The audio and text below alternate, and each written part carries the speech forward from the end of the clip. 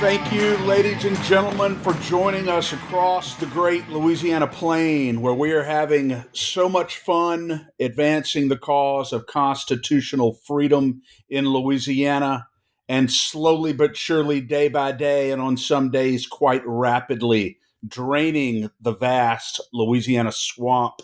My name is Chris. And I'm Danielle, and this is the State of Freedom, brought to you by freedom-loving Louisiana First Patriots. Hello, State of Freedom warriors. Thank you so much for joining us today, for inviting us to be part of your day. We are so thankful for you. As I always say, and I mean it every time, you are the absolutely best listening family anyone could possibly hope for. And we are only here because of your encouragement, your prayers, your friendship, your financial support. If you're looking for a way to support us, to advertise with us, or to send us feedback, please visit our website at freedomstate.us. We'd also really appreciate it if you'd help us get the word out and spread the reach of the State of Freedom. Like the show on whatever platform you listen to us, subscribe to it, share it. You can share short clips from YouTube and Rumble instead of sharing the whole episode. And links to those are always in the show notes and over on freedomstate.us. Thanks for joining us for the second half of the look ahead at what's coming up for legislation this week in committee. I think you'll love what you hear. Most of it's really great, some of it not so great, but either way, you will be aware and you'll be able to take action. Speaking of the Constitution and something flying in the face of it yet again, this is Senate Bill 98 by Senator Patrick McMath. We're calling this Cockroach 2.0, and it is trying yet again to prohibit the use of handheld wireless cell phones by a person while operating a motor vehicle. And Chris, you thankfully did testify on this one in opposition. It passed out of committee. It's been set on Senate orders. Tell me, why are our legislators voting to use extraordinary amounts of public resources in our state troopers and in our police force to criminalize, to pull over people simply for talking on their cell phone while driving, when we have illegals crossing the border, we have basically crime at every corner? This is where we want to focus our resources and attention on honest everyday citizens. On the law abiding, Yeah. on 99.5% of Louisiana motorists who are perfectly capable of holding a phone to their ear and talking on it while they're driving a vehicle. Big brother government at its finest here, Danielle, and this bill, it will benefit insurance companies. It will make more of our taxpayer money to go to the state of Louisiana. In the form of tickets? In the form of tickets and summons, and while you get to stand in front of a judge and be ordered to go pick up trash on the side of the road and pay money and have your insurance rates driven up.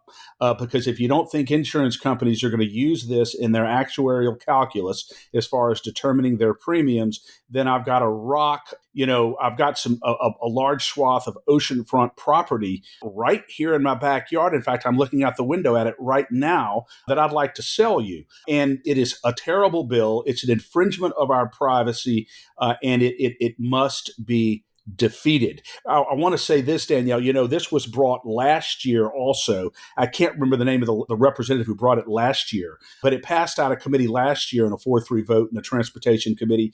And then we and a number of others were able to kill it on the House floor. So let's hope that we can kill this on the Senate floor as well, because the bill infuriates me. Yeah. That the government feels like it has any right to tell a responsible motorist whether or not they can talk on their phone in the car, especially when, as Ed Tarpley testified to, there have been no studies that show any connection between talking on a cell phone in your car and any increased traffic accidents. None. They can't even show, even if it were constitutional, they can't even show a practical reason for it. Yeah.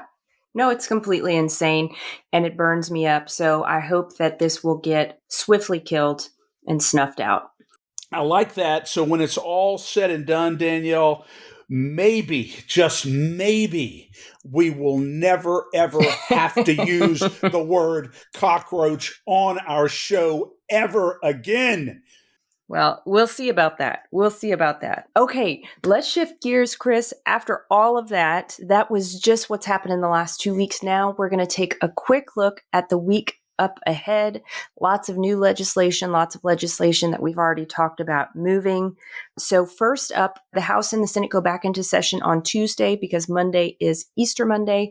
So starting on Tuesday in House Appropriations, we will see House Bill 526, which is a constitutional amendment or a proposed constitutional amendment by Representative Bo Beaulieu. It would tighten the rules for raising the spending cap.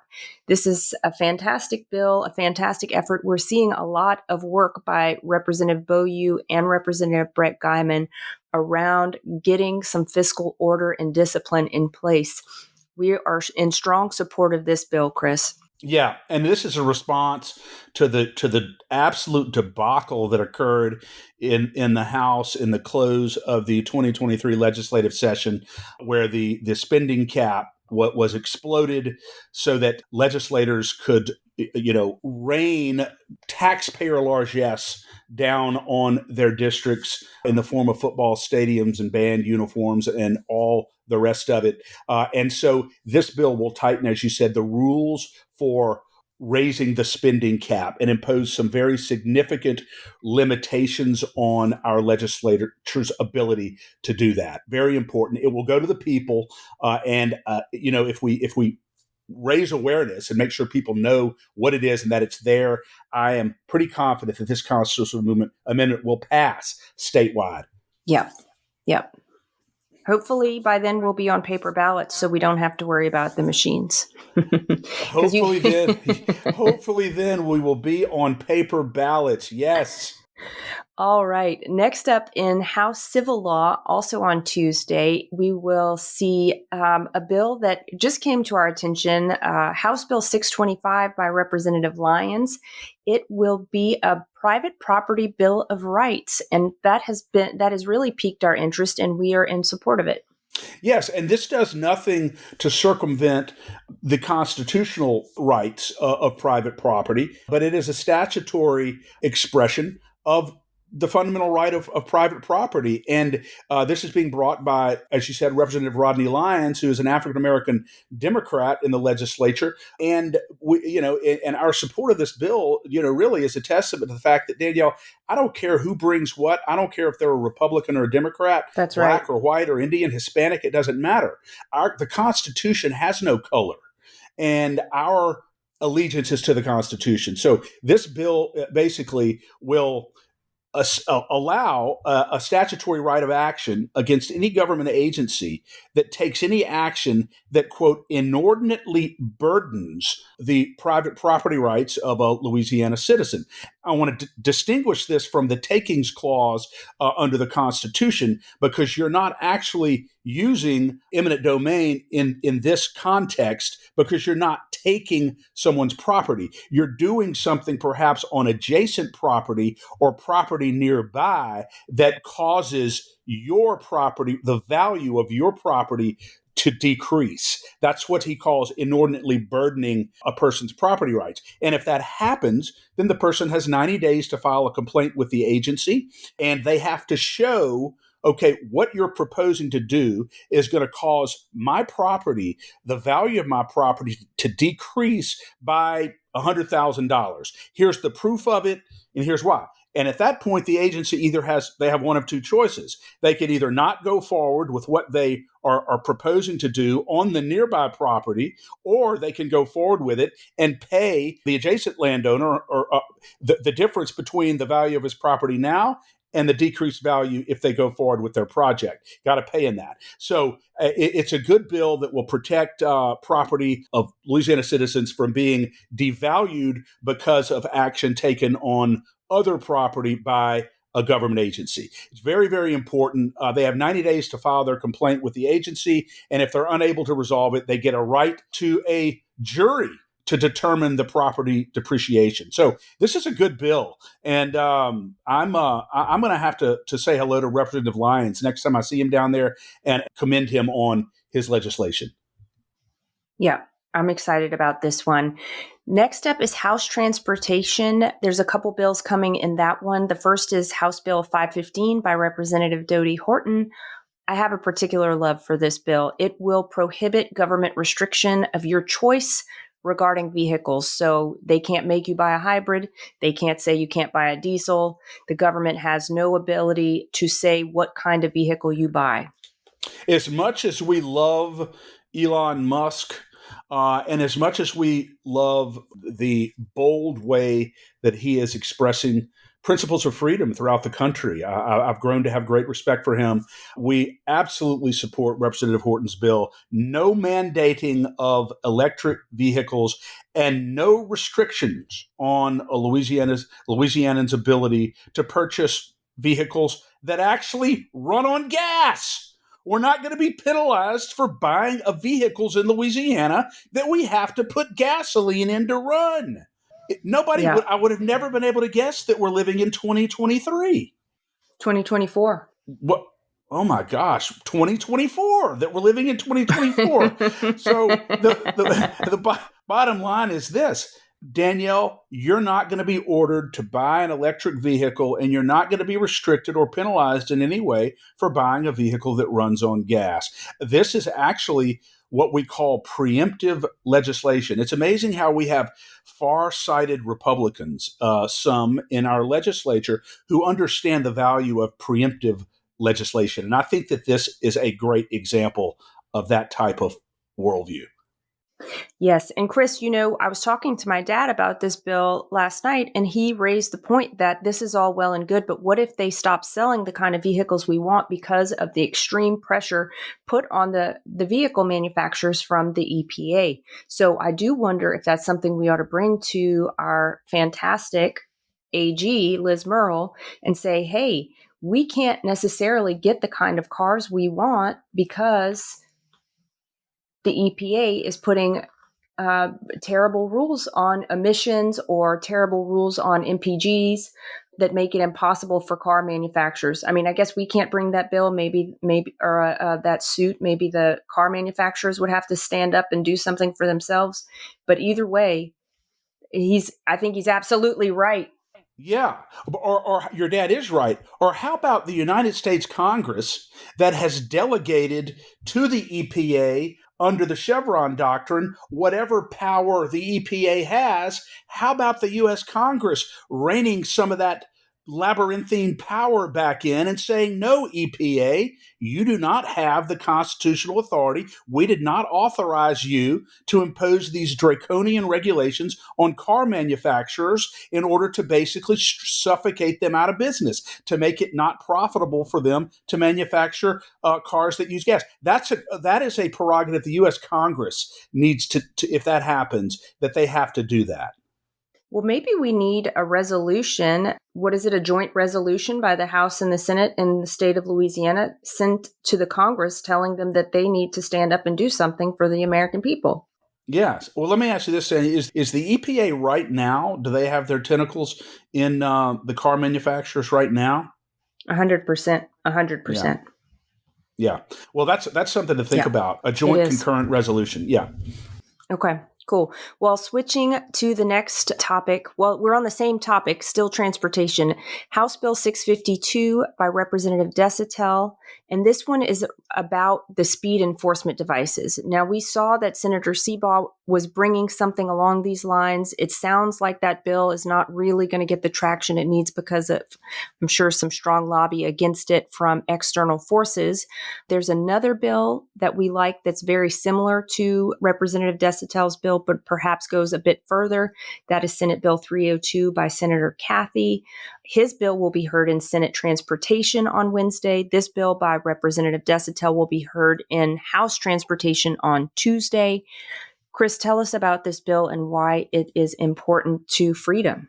Desitel's bill, HB 652, this addresses the red light camera setup that they have where a law enforcement officer or a security guy stands on the side of the road and points the gun at the vehicle and gets the driver's license Okay, I mean, not the driver's license, the license plate. And then they get the ticket in the mail with a picture of their license plate in their car, and they have to pay this. The reason why I talked to Representative Deschantel about this yesterday, the reason why he's bringing this bill that affects only the handheld guns on the side of the road is because there are these third-party security companies going into these small towns and saying, you know what, we can make a lot of money for your parish here if you commission us to stand on the side of the road and incite people for speeding or running red lights, and we can make you a bunch of money. So that's what they're doing. It's a nuisance in these small parishes. So, but guess what? They don't have the ability to get a picture of the driver. And so what he's saying is you have to get, if you're going to do this, you have to be able to identify the driver and get a picture of the driver, and you have to send that in the mail, not just the license plate. Apparently, according to him, the setup they have, it doesn't allow them to do that. So this bill, by making that requirement, will basically eliminate these guys standing on the side, these RoboCops standing on the side of the road with radar, clocking your speed, or if you go through a red light. And so hopefully that will put an end to it. But as you mentioned, Danielle, there's another bill by Senator Cathy, SB 302, that's pending that really would, in effect, eliminate all of the red light camera setups altogether, whether they're up on the actual light and they take a shot, whether there's somebody standing on the side of the road. It would eliminate all of it because Senator Cathy's bill requires that any time someone is cited for running a red light or for speeding or for whatever it is, they have to be issued the citation immediately after the infraction occurs. So they have to basically be stopped. They have to be given the citation right after it happens. This can't go in the mail anymore. Well, guess what? That defeats the whole purpose of having this set up to begin with. It would make it essentially totally unenforceable, not by declaring it completely illegal, but simply by putting a requirement on it that cannot be done, that is impractical, that just can't be done. So if Senator Cathy's bill passes, because of the requirement that the citation be issued immediately after the infraction, that will in effect eliminate all of these remote electronic red light camera infractions. So boy, would Beautiful. that be good. That would be amazing. Now, Chris, there are a couple other bills that we're looking at here on Tuesday. The next one is going to be in the Senate Retirement Committee, and that is Senate Bill 5 by Senator Blake Miguez. He's been bringing the heat this session, bringing some really good bills. This one would require fiduciaries for the public retirement systems to make investment decisions based solely on financial factors. This is something we talked to Treasurer John Fleming when he was elected, but not yet sworn in. This is something that he had his sights on. And I think you can correct me if I'm wrong, Chris, but I believe the former treasurer, John Schroeder, did some kind of executive action related to this for the public retirement system, but maybe this would be the codification of that into law? Yeah. Treasurer Schroeder basically fired Vanguard, BlackRock, and whatever the other big ESG hedge funds are from handling any of our public retirement money. He said, you're not doing it anymore because of this ESG criteria that you are using to invest taxpayer money. So it was a lot of money that he basically took out of their fund. We don't use them anymore. And so you're right. I think this is a codification of that. Our public retirement pension money in Louisiana, this requires it to be invested strictly and solely based on sound financial factors and principles, and not on this woke environmental, social, and governance criteria, which is a spawn of the left and which bases investment criteria on things like whether or not you believe in this racial diversity in the schools, whether or not you believe in critical race theory, whether or not you believe in climate change and what are you doing to protect against climate change, all of this stuff. And so transgender philosophy, all this stuff that has nothing to do with the investment of money. And so this would completely divest any public money in our pension fund in Louisiana, retirement money, from ever being able to be invested with any funding organization or investment organization that uses the ESG criteria as an investment criteria. So I think this is a very important piece of legislation. I do too. And, I would love to see a similar piece of legislation brought. I know we can't necessarily at the legislative level ban ESG factors from the private sector retirement systems, but I wonder if we could require an opt-in for people who have a Fidelity account or something like that with their company. Could the legislature say, you know what, in the state of Louisiana, our citizens have the right to opt in or opt out of this ESG related nonsense? You're saying even for private investment firms? Yes, I'm saying private investment firms probably, I don't know that the legislature could bring something that says that to prohibit this, because people have the right to do it. If I want to invest on ESG stuff, I can do that as a private citizen, right? But I wonder if the legislature could require an opt-in, opt-out related to retirement systems, that the companies that we're investing with have to provide that as an option to us. Right. So, in other words, a disclosure that we are an ESG investing firm. We invest partially or even wholly based on ESG criteria, and give, as you said, give the investor an opportunity to opt in or opt out, either stay or take your money elsewhere. I think that's and I think that is something the legislature could weigh in on. I think so. So we'll have to mention that to a few folks and see if it has legs. I know a lot of people are running out of legislation, which we're feeling that because we're being, I don't want to say crushed under the weight of the legislation, but there are so many bills. Yes. Well, and yes. All right. And speaking of legs and just moving around, what about the next bill? Chris, this bill just, you just can't be more stunned sometimes, but then everyone here just go ahead and be more stunned. So Senate Bill 283 is going to be heard in Senate Judiciary C on Tuesday. It's being brought by Senator Royce Duplessis, and the aim is to basically end the prohibition of commercial gay prostitution. That's what it is. Yes. I was like, how do I just sum this up in the most straightforward way? And that is the most straightforward way. He basically wants to legalize gay prostitution in the state of Louisiana because we don't have enough moral degradation in our society.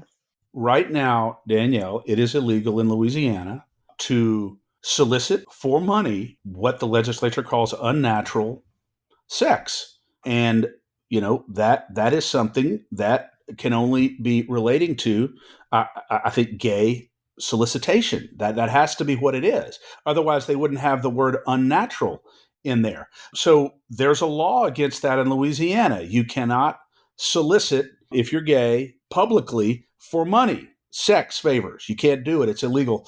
And this bill would repeal that in the state of Louisiana.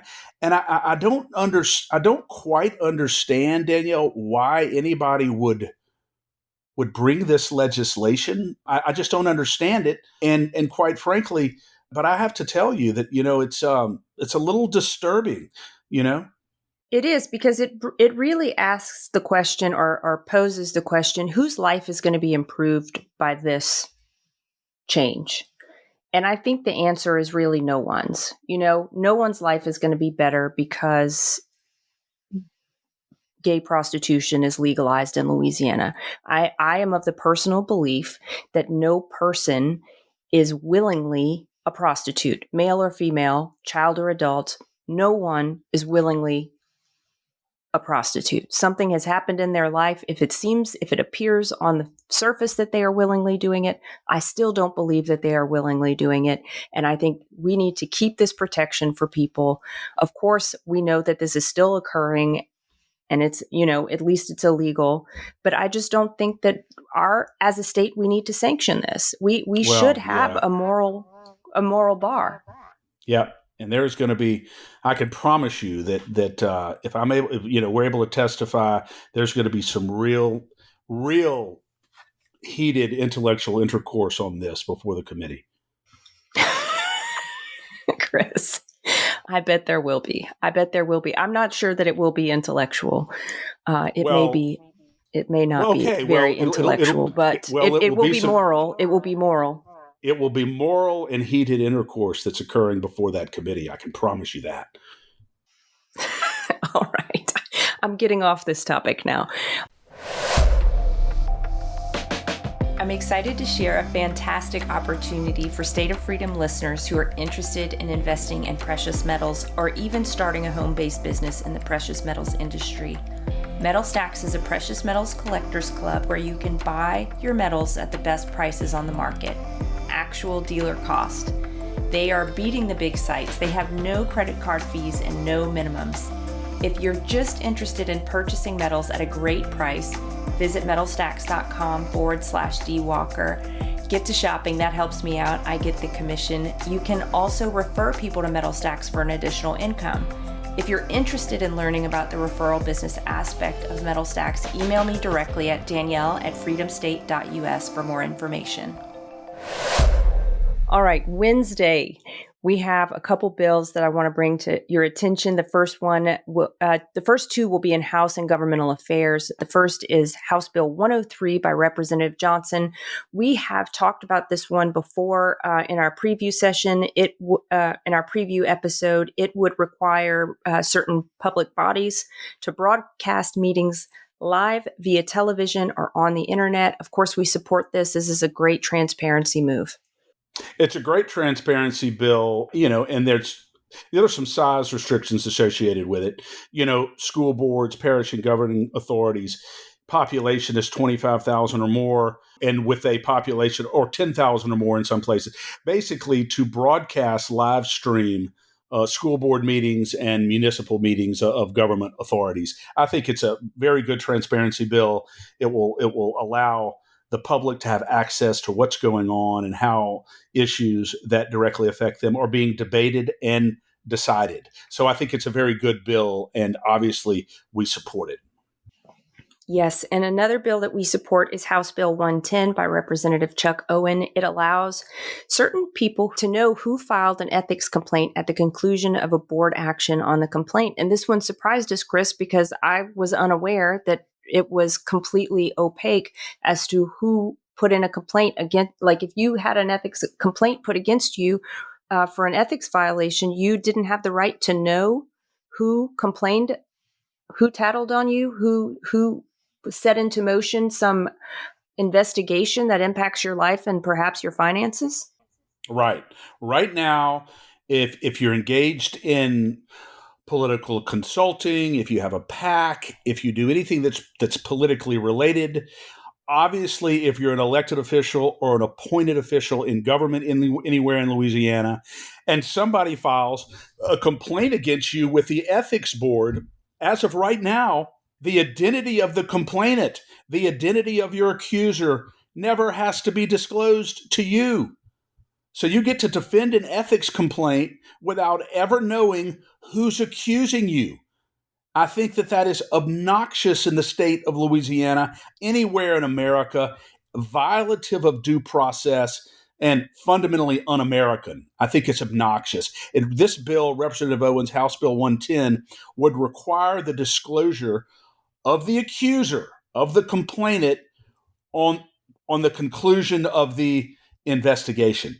And I think Representative Owens, it's a good bill as far as it goes. I admire him for bringing it, but it needs to require disclosure of the complainant the moment the complaint is filed. The moment it's filed, Somebody who's being accused of an ethics violation has a right to know who's accusing them, has a right to be able to confront and cross-examine that accuser, and has a right to be able to report to the investigator, to the ethics board, anything that the person knows about the accuser that could affect his credibility or his motive in bringing the complaint.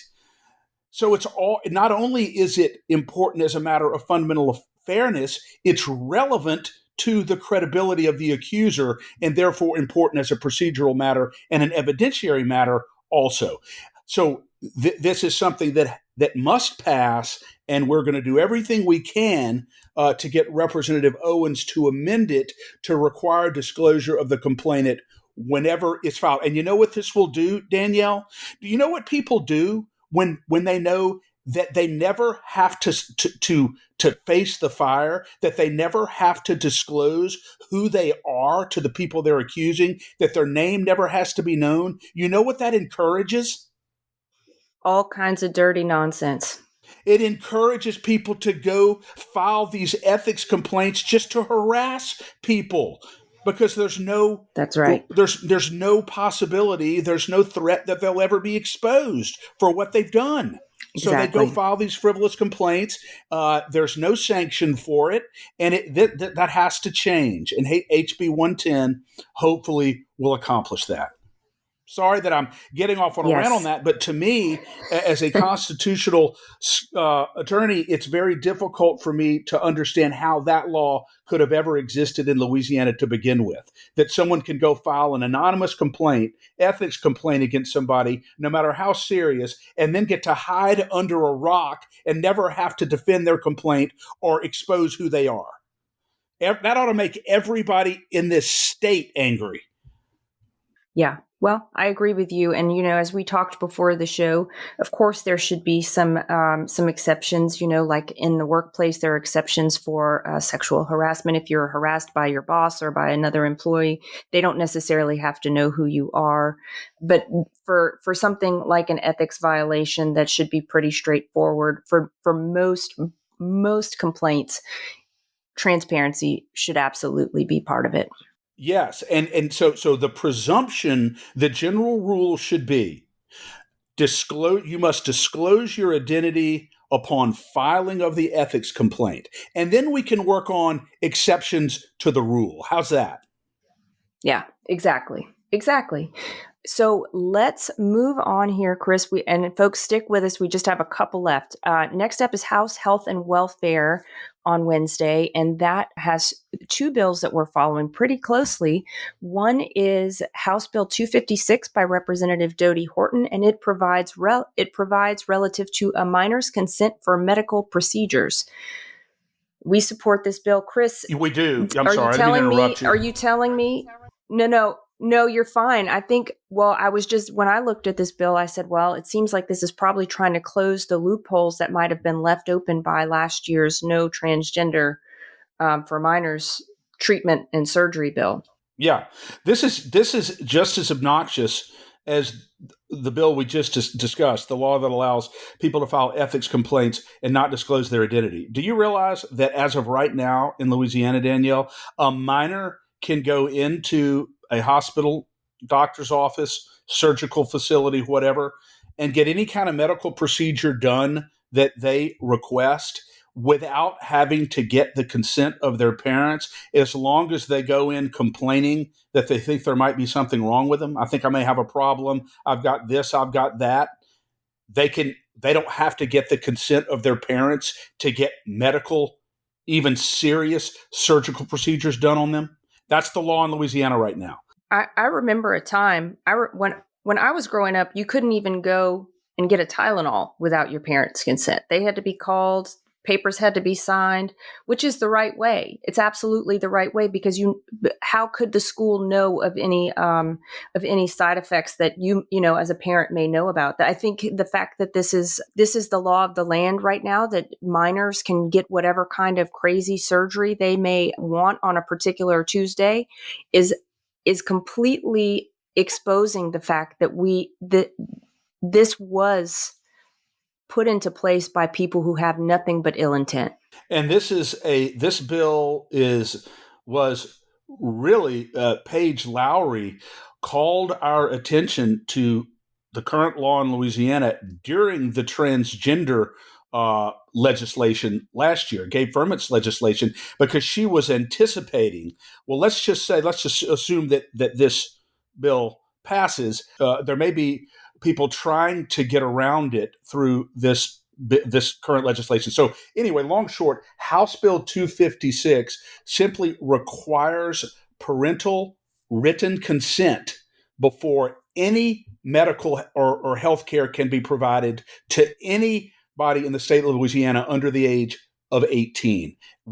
And the only exceptions are for prenatal care or pregnancy related care. They don't have to get the parents' permission to provide that, and they don't have to get the parents' permission in an emergency where there's an immediate threat of harm to the minor. But they have to try to get it, and they have to document that they made efforts to get the parental authority, and they have to get it as soon as they can thereafter. But in the vast majority of cases, no surgical procedures, no medical or health care can be provided to any minor in Louisiana without written parental consent. And this is a very important bill and a much needed bill. And Chris, I'd be so interested to talk to Paige about the practical implications of the current law, and maybe you know the answer, but I'm just thinking about this. So let's say I go in as an adult for a medical procedure that I want to have. I have to provide all kinds of paperwork. I have to provide insurance cards. Do these kids, what happens? Do their parents just get some ginormous bill at the end of the day for whatever surgery took place, or is the state picking up the tab? Where, how in the world, or who's paying for this? That's another great issue. And and if I were a parent, I would say, great, okay. If this bill were not to pass, if Horton's bill were not to pass and the law stayed the way it is, I would say, great, okay, that's fine. If you want to, do whatever you got to do, but don't send me the bill. Yeah, that's a great point. That's a good point. I don't know how that would work out in practice, but that's an excellent point. Maybe we need to have Paige on. Do they just sign the kid up for Medicaid while they're there? It's just. So we get to Paige. So then we get to pay for elective surgical procedures and medical procedures on minors that they've gotten without their parental consent. The taxpayers get to pay for that. Mm-hmm. Yeah. I'm not sure if that's the way it happens, but that's the only way I can really see it working. No, I'm saying if under your scenario, yeah, under my scenario, exactly. It's too insane. Okay, on a more positive note, although the fact that Representative Horton's bringing this bill to fix that horrible loophole is fantastic and much needed. House Bill 312 by Representative Chuck Owen, he is bringing a bill that we mentioned to you all before for over-the-counter sale and purchase of ivermectin without a prescription. This is much needed because people should have the right to determine how they want to be treated, especially if their doctors are preventing them from the kind of treatment that they would like. Yeah. Can you imagine if two things had been the reality during the COVID scam? If we hadn't had our speech censored across social media, if doctors and pharmacists had felt free to talk about the benefits of ivermectin, and if ivermectin had been readily available to anybody who wanted it with good information about what it actually is, that scam would have never gotten off the ground, would it? No. And Chris, there have been many, many studies, one in particular in France, that shows that there has never been a documented case of overdosing on ivermectin. So I would never encourage anyone to try and overdose, but just to say that in the many, many years that this drug, which is very safe, has been in use, there's not been one documented case of overdose. So, and I believe the cases that they said were overdoses were actually not related to ivermectin. Yeah, and I'd make a plug also. I want to make a quick plug here, Danielle, for Robert F. Kennedy Jr.'s in his book, The Real Anthony Fauci, which I have at my bedside table.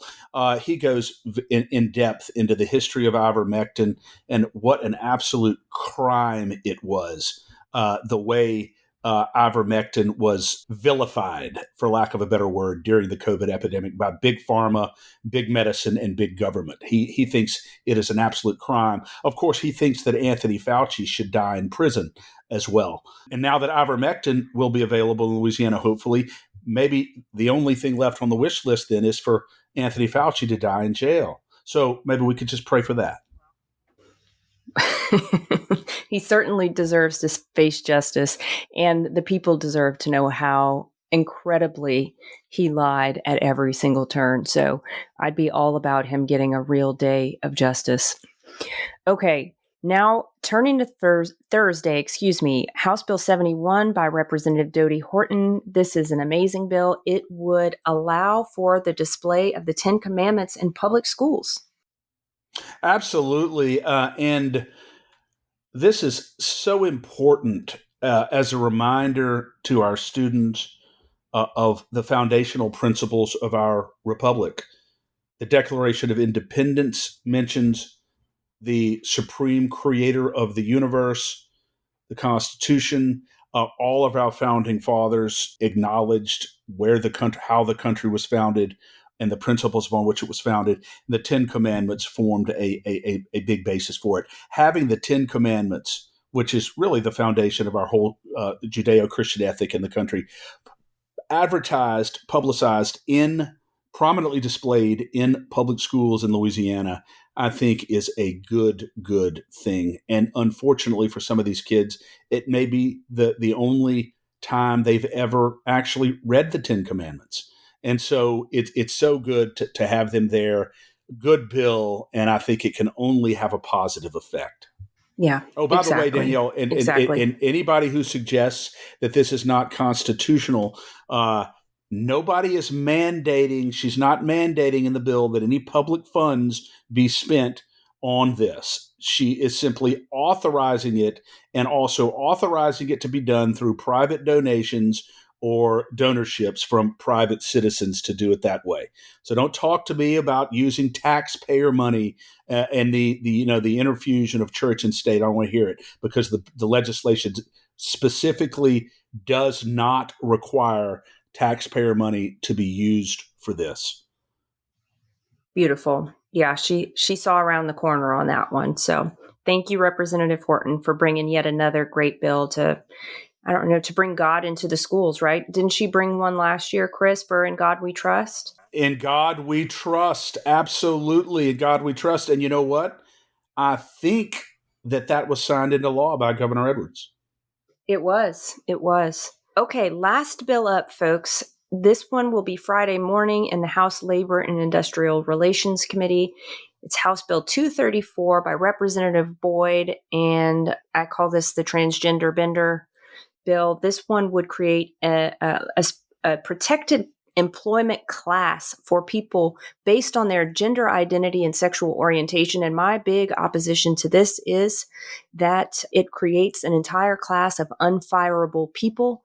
And they can, since it's based on identity, they can just identify as anything at any time. So if you identify as not showing up at 9:00 on Monday, Tuesday, Wednesday, or Thursday, but you also identify as another gender other than the one that God identifies you as, then you can just stay on the payroll forever.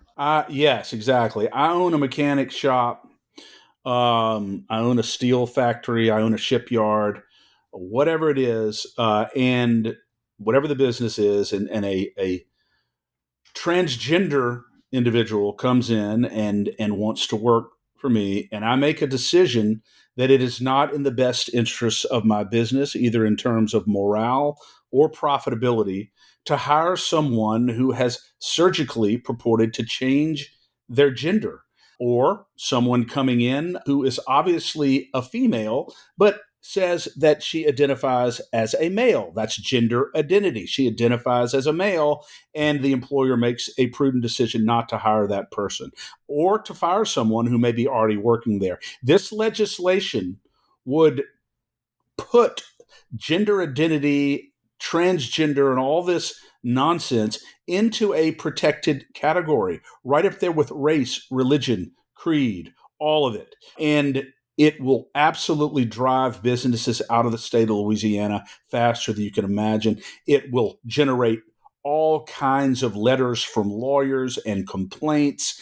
It's a horrible bill to say that an employer cannot make hiring decisions based upon what is most likely to allow his business to be profitable and to facilitate good employee morale and success in the workplace. It's ridiculous. But this is an example of a social bureaucrat who's probably never worked in the private sector in her life. She has no idea how business works. She has no idea how to run an organization. She has no idea the pressures or the concerns that businesses face. And this horrible piece of legislation reflects that. It was shot down last year in committee, and hopefully it will be shot down this year. And I have every intention of testifying on this. This shouldn't even get out of committee. Yeah, I hope it gets killed immediately. On site. On site. This should be DOA, dead on arrival. Dead on arrival. There you go. Well, Chris, we've rounded out our epic journey of what happened the last couple of weeks and what we are expecting next week. Of course, there's other committee hearings that will be next week that haven't even been scheduled yet. So, I mean, you have to this is such tedious work. And I feel like it's very sneaky sometimes the way these committee hearings crop up on us. So we have to be vigilant. But I hope that everyone feels like they have a very good insight into what's happening at the legislature based on this pretty comprehensive review. Pretty comprehensive review here. I feel very, very good to have gone through these bills. We're going to be keeping a close eye on these, obviously. And Danielle, we will also have some bills. People need to keep their eyes on the LACAG website and the Action Center, because we'll be having some more calls to action going up shortly on some important items of legislation that people need to take action on. I just want to emphasize, again, based on conversations that I've had with two legislators, these calls to action make a big difference. These people listen when they get this. Pressure is very, very important. So please continue to do that. Please continue to follow us on the State of Freedom. Anybody who can hear me right now, thank you for supporting the State of Freedom. Thank you for listening and sharing it and subscribing to it. I am relentlessly determined by God's grace to continue to become the voice of constitutional freedom in Louisiana across the entire state. Because once we are there, people will know. All we have to do to know what's going on in Louisiana from a truthful, credible source is listen to the State of Freedom. That's all we have to do. And we're going to continue to grow. So God bless all of our listeners. And please continue to pray for Danielle and myself. Yes, we need your prayers. Absolutely. And if you'd like to support us at the State of Freedom, you can do that at freedomstate.us or send us a check by mail at P.O. Box 861, Berg, Louisiana 70343. And I think we have let you know that we are ever vigilant on the legislative front. So, you know, the work that's being done on the legislation day in and day out is happening at LACAG, Louisiana Citizen Advocacy Group. It's lacag.org, LACAG.org. And Chris, people can give there. People can sign up to become members there. People can take action there. And if they would like to support us by through a gift by mail, they can send it to the P.O. Box. P.O. Box 64952, Baton Rouge, Louisiana 70896. The reason why your membership and your donations to LACAG are so important is that when we go into the legislature and we're fighting for the Louisiana citizens against big special interest groups who have corrupted our legislative process, who are concerned only about advancing their own narrow interests and who are not concerned about protecting the core rights and freedoms of Louisiana citizens. they have to know when we're there that we have the resources, the infrastructure, and the skill and ability to hold them accountable if they betray your trust. It's so very important. And with your memberships and your generous donations to LACAG, either online or by mail, it helps us to balance the playing field. It helps your voice to be heard with greater weight, greater strength, and greater credibility. So please make sure that you understand that, and please contribute and donate as generously as you can and become a member of LACAG. And Danielle, I'm sitting here today. It feels like, my gosh, it's been an hour and a half. It feels like it's only been an hour and 27 minutes. It actually does feel like it's gone by very, very fast. It feels like it always flies by when we're having fun. But I am so thankful to you, Danielle, for spending some more time with you here today. And I can't wait until our next episode. Can't wait to be down at the Capitol next week fighting for Louisiana citizens. And I know that with continued courage, grace, and divine providence, and with people all over the state supporting us and praying for us, we will take another grand step each day to preserve the great state of freedom in the great state of Louisiana. Amen. Thanks, Chris. Thank you. Thanks for listening to The State of Freedom. To stay on top of all the calls to action we mentioned today, just check out the show notes for the episode. If you'd like to support the show financially, visit our website at freedomstate.us. If you'd prefer to give by mail, you can send a check to The State of Freedom, LLC, at P.O. Box 861, Berg, Louisiana 70343. If you own a business in Louisiana and are interested in supporting our show by advertising, please email us at info@freedomstate.us. To get involved with Louisiana Citizen Advocacy Group, visit lacag.org, LACAG.org, or email Chris at chris@lacag.org. If you're enjoying the podcast, please subscribe and share it. Give us a 5-star rating in the reviews. Thanks again, everybody. We'll see you next time.